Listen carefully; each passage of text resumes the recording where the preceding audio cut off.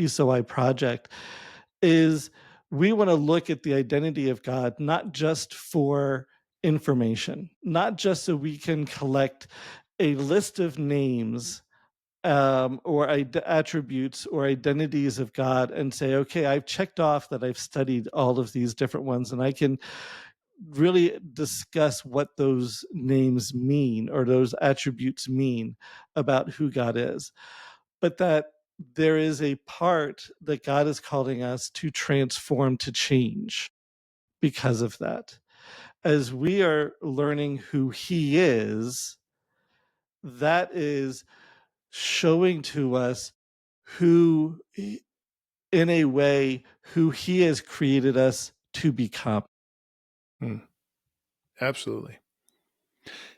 The danger of being well versed in the Bible but unaffected by it is what doesn't soften the heart to God usually hardens the heart to God.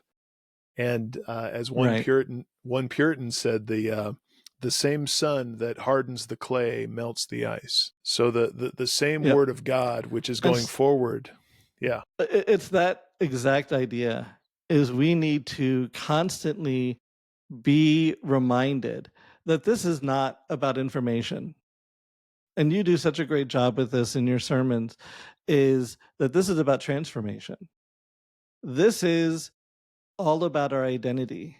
This is transforming us by transforming our principles, our truth about who God is. But not only just the truth about who God is, because that can be very informational, but it changes our perspective so that we can see the world in a different way and see people in a different way, because this is who God is. And this is how He sees people. So our perspectives need to come in line with His perspectives. And it changes our purposes and it changes our priorities. It changes who we are from the inside, so that then, like you said, as people see that we are living differently. And even if they can't identify that that we are living or we are reflecting this attribute of God, which I hope they could, but they see a difference. And that difference comes back to where we are living in a different way. I think when Jesus is talking, and I think it's in John, when he's talking to the Jews who did believe him, or at least made profession of faith in him, he's got this crowd of people, and he says, if you hold on to the truth, if you hold on to my teachings, then you are really my disciples. And he starts there, and then he says the verse that we all know, and then you will know the truth, and the truth will set you free.